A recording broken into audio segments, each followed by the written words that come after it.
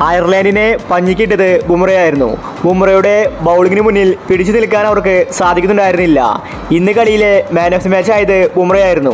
Bumrah 3 over മാത്രം എറിഞ്ഞ് വെറും 6 റൺസ് മാത്രമാണ് വിട്ടുകൊടുത്തത്. എന്നിട്ട് ബുംറ 2 വിക്കറ്റ് നേടി. ബുംറയുടെ ബൗളിങ്ങിൽ പേടിച്ചു നിൽക്കുന്ന അയർലൻഡ് ബാറ്റ്സ്മാൻമാരെയാണ് നമ്മൾ ഇന്ന് കണ്ടത്. ഇന്ന് മാൻ ഓഫ് ദി മാച്ച് വാങ്ങി ബുംറ പറഞ്ഞ കാര്യമാണ് നമ്മൾ ഇന്നത്തെ വീഡിയോയിൽ നോക്കുന്നത്. ഇത്തരം ക്രിക്കറ്റ് ന്യൂസിന് വേണ്ടി ഈ ചാനൽ മറക്കാതെ സബ്സ്ക്രൈബ് ചെയ്യൂ. അങ്ങനെ ഇന്ത്യ മികച്ച വിജയമാണ് നേടിയിരിക്കുന്നത്. വേൾഡ് കപ്പിലെ ആദ്യ മത്സരം തന്നെ കളറാക്കിയിരിക്കുകയാണ്. ഇന്ന് മാൻ ഓഫ് ദി മാച്ച് വാങ്ങി ബുംറ പറഞ്ഞത് ഇങ്ങനെയായിരുന്നു: എനിക്ക് ഒരുപാട് സന്തോഷമുണ്ട്. ഇന്ത്യൻ ടീമിന് വേണ്ടി മികച്ച കളി കാഴ്ചവെക്കാൻ സാധിച്ചു. ഇന്നത്തെ വിജയം ഞങ്ങൾ നേരത്തെ തന്നെ പ്രെഡിക്റ്റ് ചെയ്തതാണ്. കാരണം അയർലൻഡ് ഞങ്ങൾക്ക് ഒരു എതിരാളിയല്ല. ഞങ്ങൾ ഈസി ആയിട്ടാണ് കളി ജയിച്ചത്.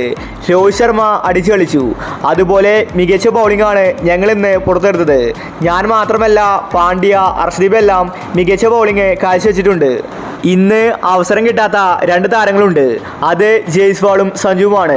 എൻ്റെ ഈ ഒരു മാൻ ഓഫ് ദി മാച്ച് ഞാൻ അവർക്ക് സമർപ്പിക്കുന്നു. ഇതൊരു ടീം വർക്കിൻ്റെ വിജയമാണ്. ഞങ്ങൾക്കിനി വരാൻ പോകുന്ന മാച്ചിൽ ഇതിനേക്കാൾ മികച്ച കളി കാഴ്ചവെക്കേണ്ടതുണ്ട്. പാകിസ്ഥാൻ ചില്ലറക്കാരല്ല. അടുത്ത മാച്ച് അവരുമായിട്ടാണ്. അവർക്കെതിരെ ഞാൻ ഇതേ കളി ആവർത്തിക്കുമെന്ന് ബുംറ വ്യക്തമാക്കി. സഞ്ജുവിന് ഒരു അവസരം പോലും BCCI കൊടുക്കുന്നില്ല. സന്നാഹ മത്സരത്തിൽ സഞ്ജു ഫ്ലോപ്പായി. അതുകൊണ്ട് ഇനി സഞ്ജുവിനെ സൈഡ് ബെഞ്ചിലിരുത്താനാണ് അവരുടെ പദ്ധതി.